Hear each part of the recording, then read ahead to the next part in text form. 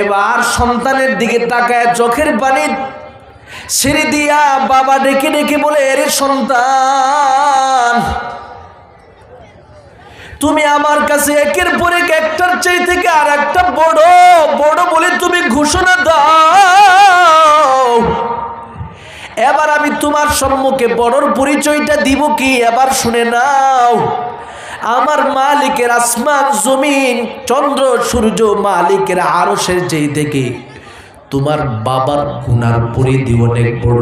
আল্লাহু আকবার বলে সবাই মহাব্বতের সাথে জবানটা খুলে বলুন আল্লাহু আকবার।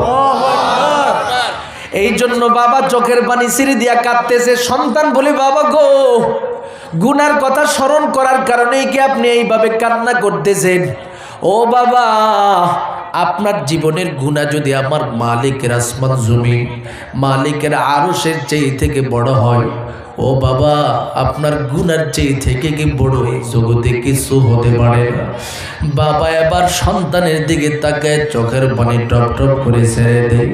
কান্না ভরা কণ্ঠ নিয়ে ডেকে ডেকে বলে, এরে সন্তান, তোমার বাবার গুনার চেয়ে থেকে আমার মালিকের সৃষ্টির মধ্যে একটাই জিনিস রয়েছে রে সন্তান, সেটার নাম হলো তোমার বাবার জীবনের গুনার চেয়ে থেকে আমার মালিকের রহমতের চাদরটা অনেক বড়। আসমানের চেয়ে থেকে আমার মালিকের রহমতের চাদর অনেক বড়, জমিনের চেয়ে থেকে আমার মালিকের রহমতের চাদর অনেক বড়, আমার মালিকের আরশের চেয়ে থেকে আমার মালিকের রহমতের চাদর বড়। ও সন্তান, তোমার বাবার জীবনের গুনার চেয়ে থেকে আমার মালিকের রহমতের চাদরটা অনেক বড়।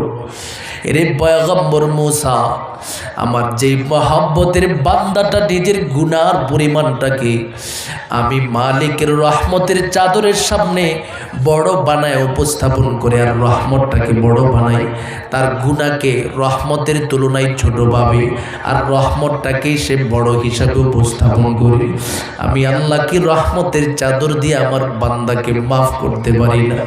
এরে মুসা, যার কারণে সকালবেলা যেই ব্যক্তিটাকে নিকৃষ্ট বলেছিলাম, এই ব্যক্তি আমি মালিকের রহমতের চাদরটাকে বড় বলে ধারণা করার কারণে বিকালবেলা তাকে আমি আল্লাহ নেককার বান্দা হিসাবে কবুল করে নিলাম। মহাব্বতের সাথে জবানটা খুলে বলুন সুবহানাল্লাহ। এই যে সুবহানাল্লাহ বলতেছেন, তার কত ফায়দা রে আল্লাহর বান্দা।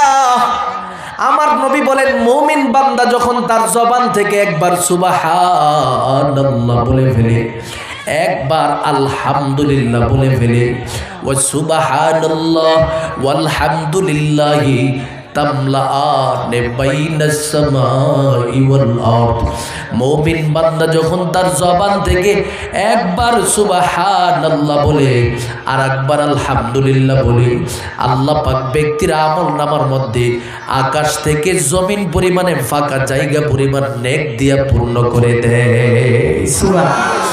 কি পরিমাণে সওয়াব! কি এই একটু যদি ডাকতেন যে মানুষগুলো তিষ্ঠে রাহে না, রাস্তাতে মানুষ ধাক্কায় পাঠাইবেন, আপনাদেরকে দায়িত্ব দেওয়া হয়েছে, ধাক্কায় পাঠাবেন। মাহফিল সফল করবে এই কলমাজানি এলাকার সবাই, ঠিক নেই? এই সবাই মিল্লা সফল করতে হবে না। যারা ডানে বামে আছেন, আমি বলতেছি সবাই ইনশাল্লাহ স্টেজে চলে আসেন, ঘোরাফেরা করা যাবে না। দোকানদারদেরকে বলেন, যারা যারা সিগারেট খাইতে গেছে সিগারেট টিকিট মুখ টুক ধুইয়া তাড়াতাড়ি চলে আসতো। দোকানদাররা যেন দাওয়াত দিয়ে দেয়, তাড়াতাড়ি দোকান ছেড়ে মাহফিলে যাও। যদি এটা না বলে তাহলে দোকানদার এখানে করতে পারবে না। কথা কোন ঠিক কিনা? মাহফিল আগে সফল, তারপরে আমার দোকান। কথা কোন ঠিক নেই? আগে আমার মাহফিল সফল করতে হবে। আমার এই কলমাজানি এলাকার ভাইদেরকে নিয়ে মাহফিলটাকে আমি সফল করতে চাই। একটু পরে শেষ দিকে আপনি আসবেন তাবারক খাওয়ার জন্য, এটা তাহলে খাওয়ান না মুসল্লি, আপনি নেককার মুসল্লি হবেন না। কথা কোন ঠিক কিনা? যারা তাবারকের আশায় আছে যে তাবারক যখন দিবে তখন গিয়ে স্টেজ প্যান্ডেল বইরা যাবো, সবার আগে গিয়ে খাওয়ানটা নিয়ে যাবো, তাহলে তোমার মতো লোকরে খাওয়াইয়া লোকেদের কোনো ফায়দা হবে না। কথা কোন ঠিক কিনা? যারা এখানে এই মুহূর্তে প্রথম থেকে শেষ পর্যন্ত বয়ান শুনবে, তাদেরকে খাওয়াইলে ফায়দা হবে, সওয়াব হবে। কথা কোন ঠিক কিনা? আর যারা খাবে তারাও উপকৃত হবে, কারণ এটা বড় বরকত। কথা কোন ঠিক কিনা? এজন্য আমি সবাইকে বলবো, শুরু থেকে শেষ পর্যন্ত যারা বয়ান শুনবে তারা তাবারক থেকেও বরকত পাবে। কথা বল ঠিক কিনা? আল্লাহ সবাইকে কবুল করুন, সকলে বলুন আমিন। আমি যেই বিষয় বলতেছিলাম, তাহলে বলেন তো দেখি, আমাদের গুনার চেয়ে থেকে আমার মালিকের রহমত বড় না ছোট? সবাই বলে না, সবাই বলে না বড় না ছোট? যদি আমার মালিকের রহমতের চাদর বড় হয়, ও কলমাজানি এলাকার আল্লাহর মহাব্বতের গোলামের দলেরা, এরপরেও কেন আপনাকে আমার মালিকের নামাজ থেকে দূরে থাকতে হয়, আমার মালিকের বিধান থেকে দূরে থাকতে হয়?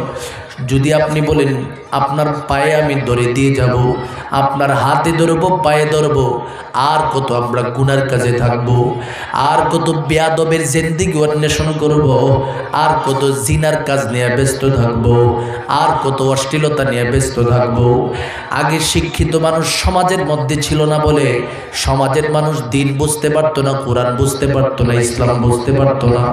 এখন অন্তত পক্ষে এলাকায় একটা মাদ্রাসা হয়েছে রে গুলাম, মসজিদটা দেখেও আমার মনটা জুড়ে যায়। কারণ এই মসজিদের চতুর্দিকে টাইলসের ব্যবস্থা আপনারাই করেছে, মসজিদটাকে এত সুন্দর করে সাজাইছে। একদিন আমি সেটাও দেখতে পাবো যে মাদ্রাসাটাকেও আপনারা সাজাবে, তখন ওই মাদ্রাসা সাজবে, তখন ওই মসজিদ সাজে, তখন ওই মসজিদের ইমামের রুম পর্যন্ত সেজে যায়, যখন মানুষদের মন দিনমুখী হতে থাকে। কথা বলুন ঠিক কিনা? আমি তো বড় আনন্দিত হয়েছি। আমি এর আগে আসছিলাম, আইসা দেখি ইমাম সাহেবের রুমটা একদম টিনের গোড় দিয়ে বানানো, আর মানুষ সবাই টাইলসের গোড়ে নামাজ পড়ে। এবার আইসা দেখি ইমাম সাহেবের রুমটারে আপনারা সাজাই দিয়েছেন, তার মানে বোঝা গেল আপনাদের ইমানটা আল্লাহ ধীরে ধীরে সাজাইতেছে। সুবহানাল্লাহ বলবেন না? তার মানে বোঝা গেল আমার এই কলিজার টুকরা কলমাজানি এলাকার প্রতিটা মানুষের দিল ইমানমুখী হচ্ছে, দিনমুখী হচ্ছে, ইসলামমুখী হচ্ছে। আমি কথা দিয়া গেলাম আপনাদের কাছে, মানুষ আপনারা যেইভাবে দিনমুখী হচ্ছেন, কোরআনমুখী হচ্ছেন, জিকিরমুখী হচ্ছেন, ইসলামমুখী হচ্ছেন, এই এলাকার মধ্যে আল্লাহর খাস রহমত বর্ষণ প্রতিটা মুহূর্তে মুহূর্তে হতে থাকবে ইনশাআল্লাহ। সবাই বলেন ইনশাআল্লাহ। আজকে যে মাহফিল হচ্ছে, আপনারা যারা আনন্দিত হচ্ছেন, আপনাদের যেই থেকে কবরবাসীরা সবচেয়ে বেশি আনন্দিত। কথা বলুন ঠিক কিনা? কারণ কবরবাসীদের চিন্তা যে আমার সন্তানটা যদি আজকের এই মাহফিল থেকে অন্তত পক্ষে মসজিদমুখী হয়ে যায়, মাদ্রাসামুখী হয়ে যায়, দিনমুখী হয়ে যায়, জিকিরমুখী হয়ে যায়, কোরআনমুখী হয়ে যায়, তাহলে আমার এই সন্তানের ওসিলা দিয়ে অন্তত পক্ষে আল্লাহ আমার কবরটাকে সাজাবে। সুবহানাল্লাহ। আপনার বাবা, আপনার দাদা, আপনার পূর্বপুরুষ যারা আছে, যারা কবরে আছে, সবাই খুশি, কারণ আপনি সন্তানটা মাহফিলে আসতেছেন, দিন শিখতেছেন, কোরআন বোঝার চেষ্টা করতেছেন, মসজিদমুখী হওয়ার জন্য নিয়ত এই মুহূর্তে করে ফেলতেছেন।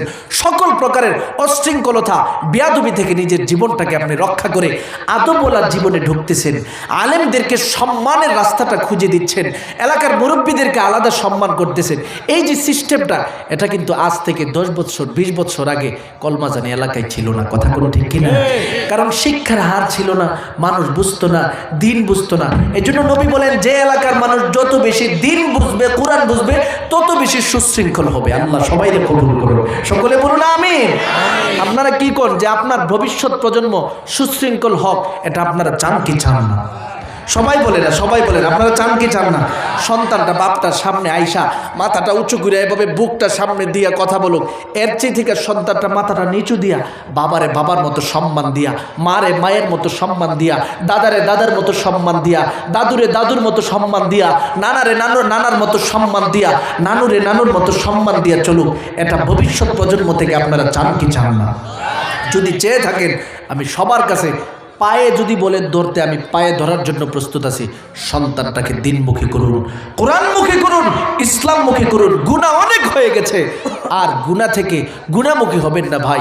সবার কাছে অনুরোধ, গুনাহ থেকে নিজেকে রক্ষা করি, তওবামুখী হয়, ইস্তেগফারমুখী হয়। কারণ আমার নবী দেখেন, জিন্দেগিতে যেই নবীজির কোনো গুনাহ নাই, এই নবী আল্লাহর কাছে প্রতিদিন কমপক্ষে 100 বার তওবার ইস্তেগফার পড়েছে। সুবহানাল্লাহ। বুখারীর বর্ণনা, বুখারী শরীফের হাদিস বলতেছে, قال رسول الله صلى الله عليه وسلم يا ايها الناس استغفروا ربكم وتوبوا الى الله। ও সমস্ত মানুষের দলেরা, তোমরা তোমাদের প্রভুর নিকটে ক্ষমা প্রার্থনা করো এবং তওবা পড়তে থাকো। ফাইন্নী আস্তাগফিরুল্লাহ ওয়া আতুবু ইলাইহি ফিল ইয়াউমি মিয়াতা মাররা। আমি নবীজি প্রতিদিন কমপক্ষে 100 বার আমার রবের দরবারে তওবা আর ইস্তেগফার পড়ে থাকি। ও কলমা জানি এলাকার আল্লাহর মহাব্বতের গোলামের দলেরা, নিজের জীবনটাকে একটু তওবামুখী বানান। গুনাহ থেকে আর কত গুনাহমুখী থাকবেন, একটু গুনাহ থেকে অবসর হয়। বয়স তো অনেকের 40 বৎসর হয়ে গেল, অনেকের 50 বৎসর হয়ে গেল। আমি যখন তাকায় দেখি আপনাদের এলাকার 50-60 বৎসরের অনেক মুরব্বীরা মসজিদে যায়, আবার কিছু কিছু মুরব্বীরা এখনো দাড়িটাই রাখে নাই, এখনো মসজিদমুখী হয় নাই, দিনমুখী হয় নাই। তাদের জন্য দিলের ভিতরে আমার বড় কষ্ট লাগে, কারণ আমি কলমা জানি এলাকার প্রতিটা মুসলমান ভাইকে দিল দিয়ে বড় ভালোবাসির গোলাম। এখন মাহফিলের ব্যস্ততার কারণে হয়তো আপনাদের এলাকায় আমার আসা হয় না, তবে এই মাদ্রাসা মসজিদকে সামনে রাখি আমি কিছুদিন পরে পরে আপনাদের এলাকায় আসার চেষ্টা করি। শুধু একটাই মাকাসাদ, আপনারা যদি আমারে ভালো না বাসেন, আমি আপনাদেরকে ভালোবাসি, আমি আপনাদেরকে দিল দিয়া ভালোবাসতে চাই। আমি চাই আমার মতো আলেম টুপিওয়ালারা যেই রাস্তা দিয়ে জান্নাতি মুমিনের ভিতরে ঢুকবি, আপনিও সেই রাস্তা দিয়ে ঢুকবেন রে আল্লাহর বান্দা। একজন নেককার বান্দা যেই রাস্তা দিয়ে জান্নাতি মুমিনের কাফেলার ভিতরে ঢুকবি, আপনিও সেই কাফেলার ভিতরে ঢুকে যান। ও কলমা জানি এলাকার আল্লাহর মহাব্বতের গোলামের দলেরা, যারা 40 বৎসর বয়স অন্তত পক্ষে হয়ে গেছি, 30 থেকে 40-50 বৎসর, আর মসজিদ থেকে দূরে যাবেন না। অন্তত পক্ষে আজকের এই মাহফিল থেকে প্রতিজ্ঞাবদ্ধ হয়ে যাবে, আর জীবনে কখনো আমি মসজিদ ছাড়ব না। এই প্রতিজ্ঞাবদ্ধ হয়ে যদি আপনি মসজিদমুখী হওয়ার চিন্তা ফিকির আপনার দিলের ভিতরে আনিয়া মাওলার কাছে তওবা করতে পারে, আমার আল্লাহ ঘোষণা দেয়, قال سبحانه وتعالى يا أيها الذين آمنوا توبوا إلى الله توبة نصوحا عسى ربكم أن يكفر عنكم سيئاتكم ويدخلكم جنات। আমার রবের পক্ষ থেকে ঘোষণা প্রদান করে দে বান্দা, খাঁটি দিলে আমি রবের নিকটে তওবা ইস্তেগফার পড়তে থাকো। যদি তুমি বেশি করে খাঁটি দিলে তওবা করিয়া এই প্রতিজ্ঞাবদ্ধ হও, আর জীবনে আমি গুনাহ করব না, আর জীবনের দাড়ির মধ্যে খুর লাগাবো না, এখন থেকে আমি মসজিদমুখী হব। কখন যেন আমি মৃত্যুবরণ করি আমি জানি না, আমি এখনই মসজিদমুখী হয়ে যাব। এইভাবে যদি কোনো একটা আল্লাহর বান্দা নিজেকে পরিশুদ্ধ করে ফেলতে পারে, আমার রবের পক্ষ থেকে ঘোষণা প্রদান করে দেই, ইউকাফিরা আনকুম সাইয়্যাতিকুম, তোমার জীবনের যত গুনাহ খাতা আছে আল্লাহ পাক সাথে সাথে পরিপূর্ণভাবে মুছে দিবে। সুবহানাল্লাহ। যত গুনাহ আছে তওবা করবেন তো গুনার সাথে সাথে আমার রব মুছে দিবে। শুধু মুছবেই না, আমার আল্লাহ বলে বান্দারে মুইসা তারপরে তোমারে কি দিব জানো, ওয়ায়ুদখিলাকুম জান্নাত, আমি রবের জান্নাতটা তোমার জন্য প্রস্তুত করে রাখবো। সুবহানাল্লাহ। এরে আল্লাহর বান্দা, কতদিন দুনিয়াতে বেঁচে থাকবো জানি না, এই জন্য মৃত্যুর আগে এখনো সময় আছে রে আল্লাহর গোলাম, তওবার মাধ্যমে নিজের জীবনটাকে সাজাও। আমার আল্লাহ ঘোষণা প্রদান করে দেই, মান তাবা ক্বাবলা আন তাতুলুআশ শামসু মিন মাগরিবিহা তাবাল্লাহু আলাইহি। আমার নবী বলেন, জমিনে যদি কোনো বান্দা, কিয়ামতের আগে একটা সময় আসবে যে সময়টা সূর্য পশ্চিম দিক থেকে উদিত হবে, সূর্য পশ্চিম দিক থেকে উদিত হওয়ার আগে আমার রবের কাছে খাঁটি দিলে তওবা করে ওই ব্যক্তির তওবা কবুল করবে। এই হাদিসের শেষ দিকে আমার নবী ঘোষণা প্রদান করে দেয়, কোনো বান্দা যদি মরণের আগেও আল্লাহর কাছে খাঁটি দিলে তওবা করতে পারে, সেটাও আল্লাহ পাক কবুল করে নেয়। এবার বুঝার বিষয় হলো, আপনি এবার নিশ্চিত হবেন, চিন্তা করবেন যে আমি মরণের আগ পর্যন্ত যেহেতু তওবার সুযোগ রয়েছে, তার মানে প্রতিটা মুহূর্তে আমি এখন গুনাহ করে যাব, মরার আগে আমি পরিপূর্ণভাবে তওবা করে নিব। এবার আমার পক্ষ থেকে কলমাজানি এলাকার প্রতিটা মানুষের কাছে প্রশ্ন, মরণ আমার কখন হবে সেই খবর আমি জানি কি না? হ্যাঁ, সবাই বলেন, মরণ কখন হবে জানি? আমার বাবা দুনিয়াতে ছিল, আজকে দুনিয়াতে নাই, এমন লোক এলাকায় আছে না নাই? ওই বাবা কি জানতো মরণ তার কখন হবে? জানতো? দাদা জানতো? বড় আব্বা জানতো? কোনো মানুষ জানতো না, আমিও জানি না। এই সতর্কবাণী 1450 বছর পূর্বে আমার রবের পক্ষ থেকে আমাদের সম্মুখে আল্লাহ ঘোষণা দিয়ে দেয়, ও মুমিন, জমিনের মধ্যে তুমি কোথায় যাইবা? আমি আল্লাহ ঘোষণা দিলাম, মরণের খবর তোমাকে দেই নাই। তোমাকে কেন কোনো নবীকেও দেই নাই, কোনো অলি গাউস কুতুব কাউরে দেই নাই। ইন্নাল্লাহা ইনদাহু ইলমুস সাআ ওয়া ইউনাজ্জিলুল গায়স ওয়া ইয়ালামু মা ফিল আরহাম ওয়া মা তাদরি নাফসুম মাযা তাকসিবু গাদা ওয়া মা তাদরি নাফসুম বিআইয়ি আরদিন তামুত।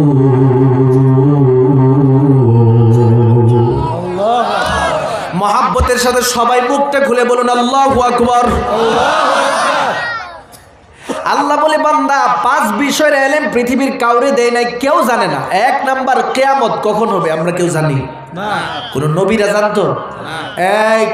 এই যে দেখছেন বাচ্চারা কিন্তু বেয়াদবি করতেছে, এই বেয়াদবদেরকে সোজা করতে হবে মাদ্রাসার মাধ্যমে। কথা কোন ঠিক কিনা? একটা বাচ্চা অলরেডি লাইট মেরে দিছে, তার মানে হে দিন বুঝে না, ইসলাম বুঝে না, তাই মুরব্বীদের দিকে লাইট মারছে। একটা বাচ্চা মারছে না, এখানে আমার চোখে মারছে না, এরা বুঝে না, বুঝে না। এভাবে বোঝানোর জন্য মাদ্রাসা। কথা কোন ঠিক কিনা? এই বাচ্চাদেরকে আদবওয়ালা বানাতে হবে। এখানে কতগুলা মুরব্বী, এলাকার প্রতিটা মাথা আমার পাশে বসা আছে না, এলাকার মাথাগুলি বসা, কিন্তু লাল লাইট মেরে দিছে। এটা বড় বিয়াদবি।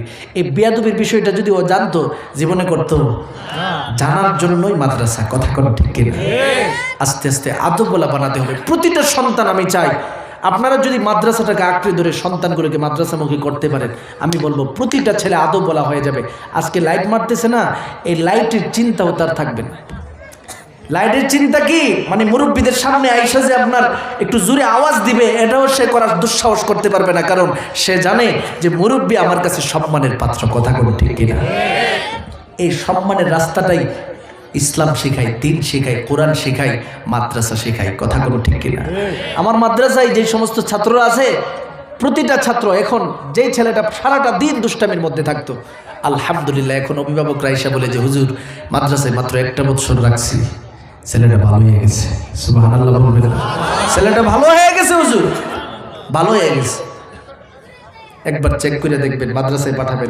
উস্তাদ যারা আসেনি ডানে বামে, উস্তাদদেরকে আমি নসিহত করব, প্রতি সপ্তাহ বৃহস্পতিবারে আলাদাভাবে ছাত্রদেরকে আদব শিক্ষা দিতে হবে। বাপ মার সাথে কিভাবে আচরণ করতে হবে নসিহত করে করে বাচ্চাদেরকে শেখাতে হবে। একটা ছেলে যখন উস্তাদদেরকে সম্মান করা শিখবে, বাপ মারে সম্মান করা শিখবে, সে এলাকার মুরব্বীদেরকে সম্মান করা শিখবে। কথা বলো ঠিক কিনা? এজন্যই মাদ্রাসা জরুরি।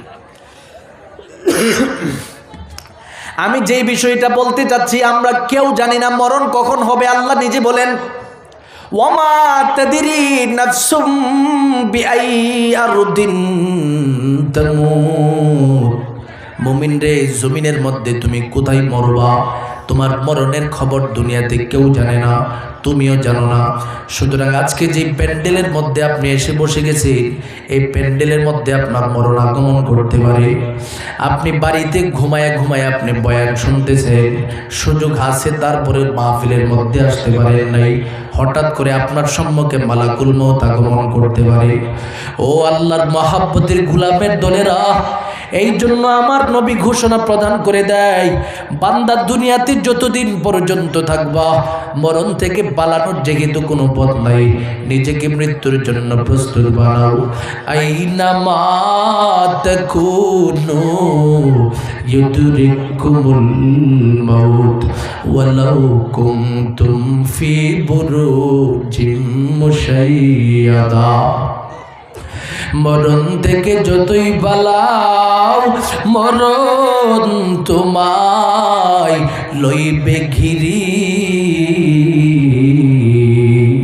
যদিও সুদূর আকাশ পানে লুকাও সে তাই লাকি সিঁড়ি।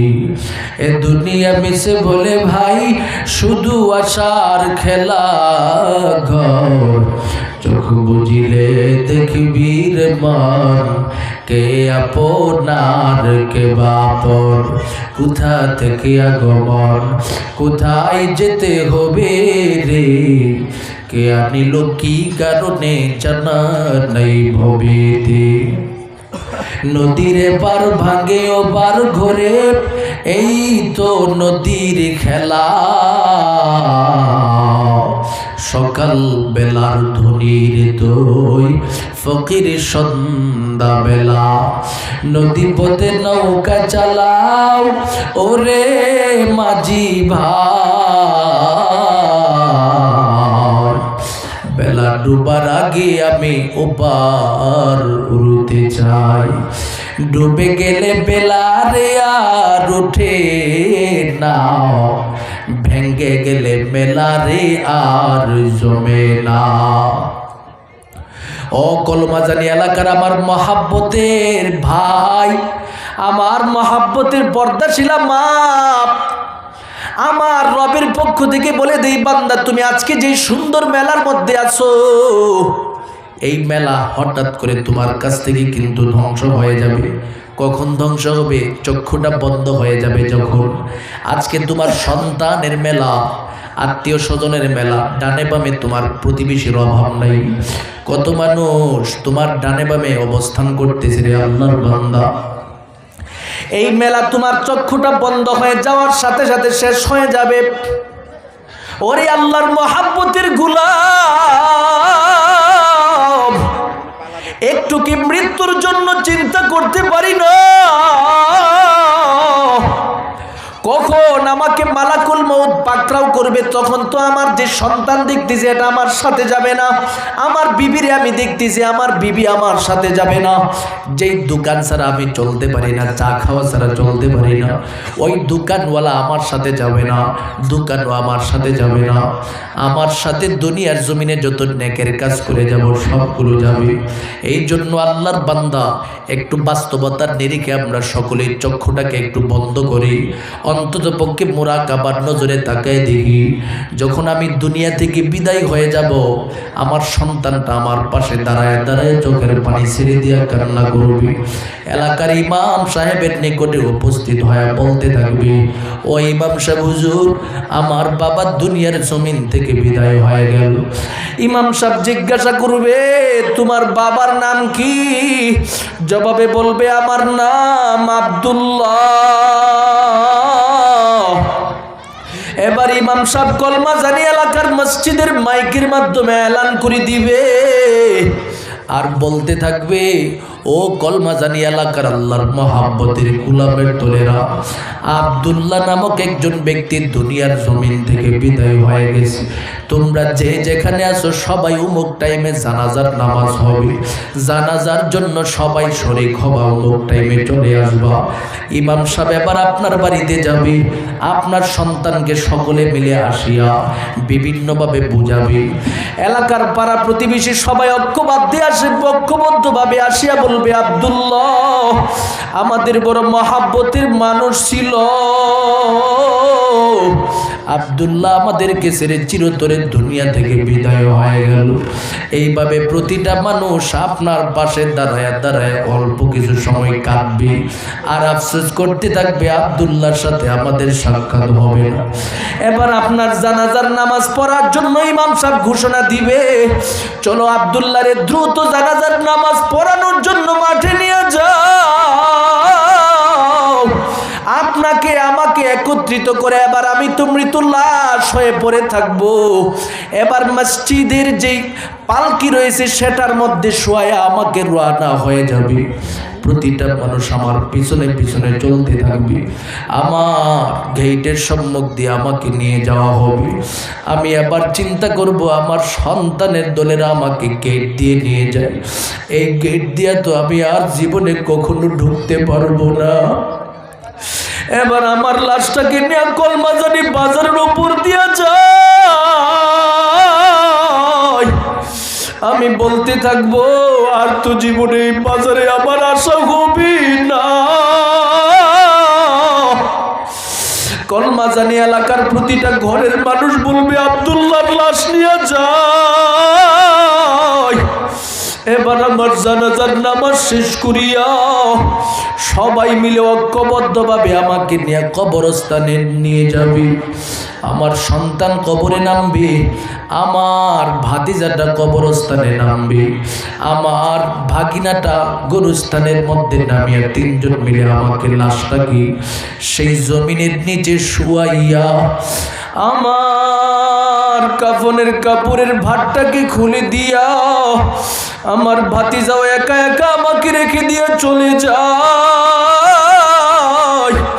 আমার ভাগিনাও চলে যায়, আমার সন্তানও চলে যায়।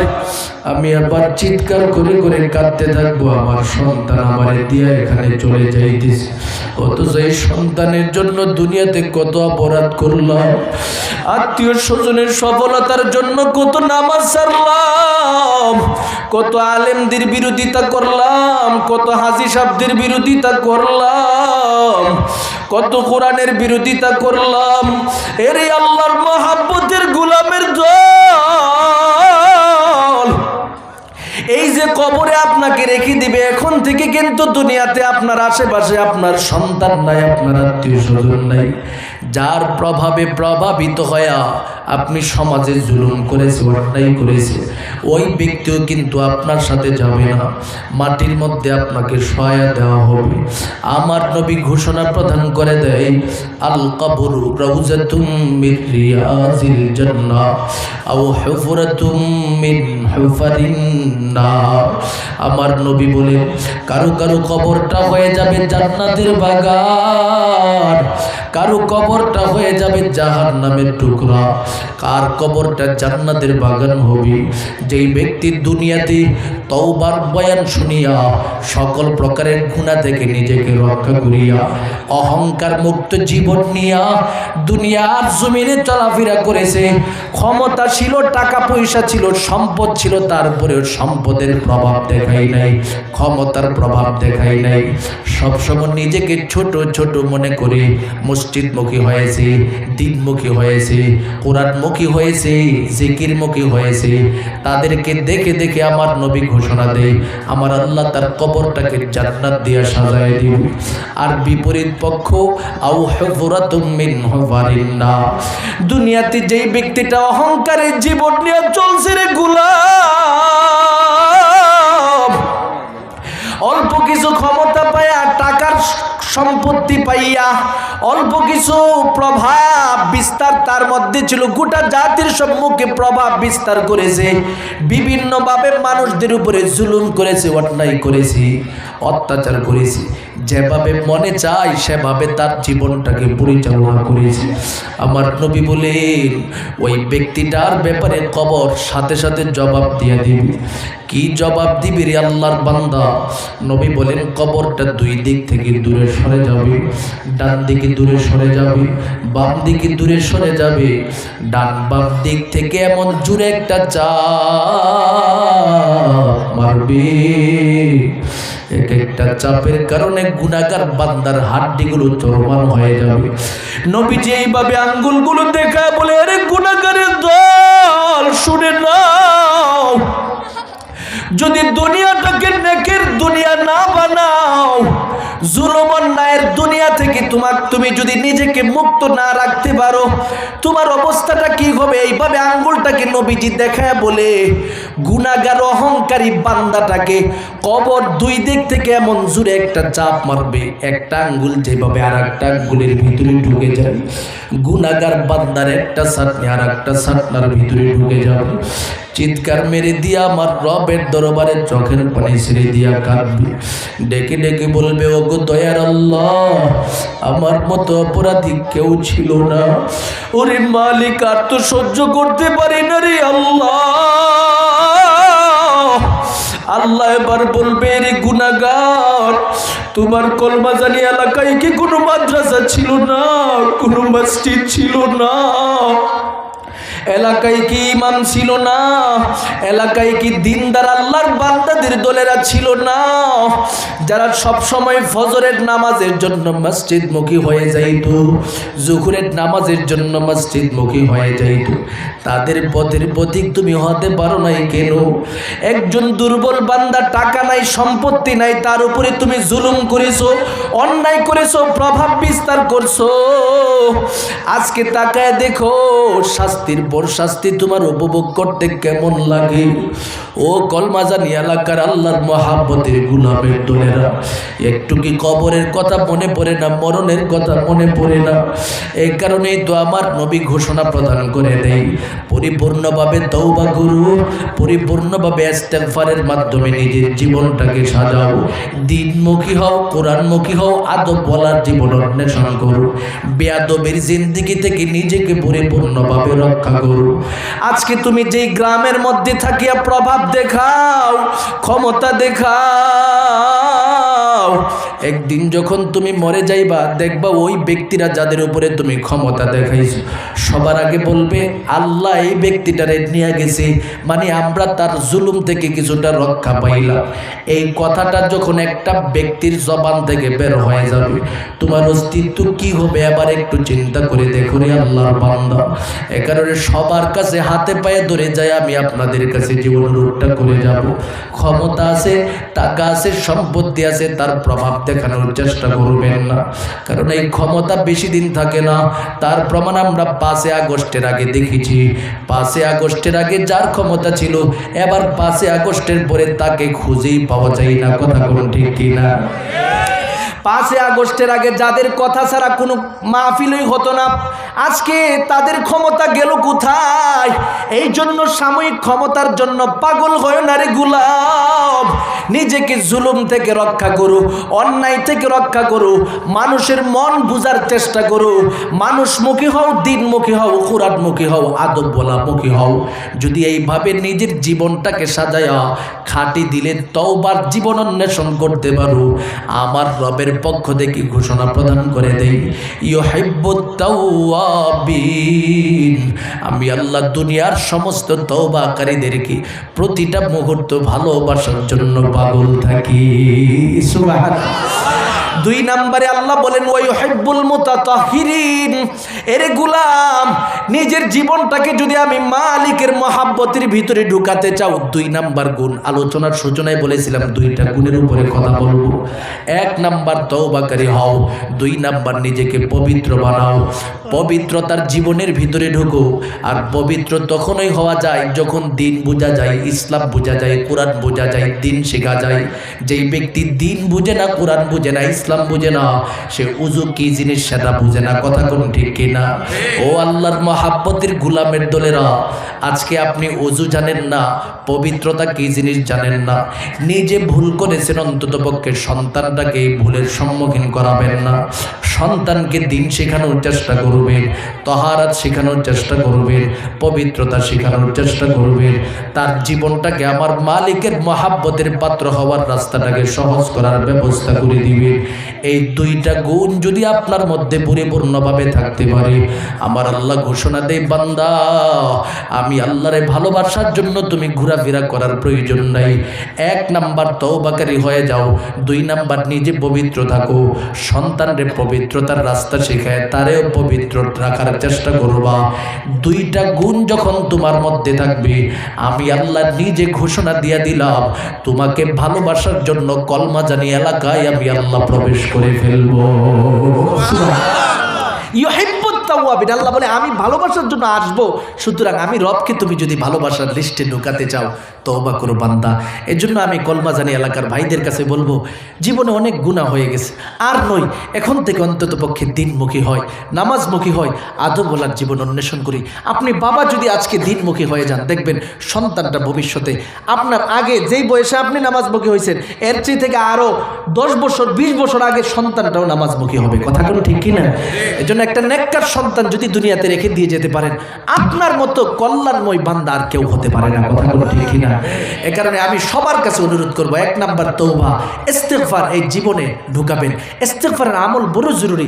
আমাদের মানুষ অনেকে আমার কাছে বলে থাকে যে হুজুর আমার একটা সন্তান নাই, সন্তানের জন্য দোয়া করেন, একটা সন্তান যেন আল্লাহ দেয়। কেউ কেউ এমন আছে যে হুজুর গরিব হওয়ার কারণে দান খেরাত করতে পারি না, আল্লাহ যেন ধনী বানায় দেয়, দোয়া করেন। আমি তাদেরকে যেই নসিহতটা করি, আল্লাহ নিজেই নসিহতটা মানুষের সামনে বলে দিছে, ইস্তেগফারের আমল বেশি বেশি করো। আপনি সকালে একবার 100 বার আস্তাগফিরুল্লাহ পড়বেন, বিকালে 100 বার আস্তাগফিরুল্লাহ পড়বেন, যখনই সুযোগ পাবেন আস্তাগফিরুল্লাহর আমল করবেন। আমার আল্লাহ ঘোষণা দেই, ইউমদিদহুম বিআমওয়ালিন ওয়া বানিন, আমি আল্লাহ নিজে তোমার সম্পদ বাড়াইয়ে দিব। সুবহানাল্লাহ। 1 2 নাম্বার আল্লাহ বলেন, তোমার বানিন মানে হলো সন্তান, তোমার যদি সন্তান না থাকে আমি আল্লাহ তোমাকে সন্তান দান করব। সুবহানাল্লাহ। এজন্য ইস্তেগফারের আমল জীবনে ঢুকাই, ইস্তেগফারের আমলের মাধ্যমে জীবনটাকে সুসজ্জিত করি। তাই আমি সবার কাছে অনুরোধ করব, সকাল বিকাল ইস্তেগফারের আমল করতে পারবেন না ইনশাআল্লাহ? বলেন আস্তাগফিরুল্লাহ। সবাই আমার সাথে ভাই পড়েন, আস্তাগফিরুল্লাহ, আস্তাগফিরুল্লাহ, আস্তাগফিরুল্লাহ।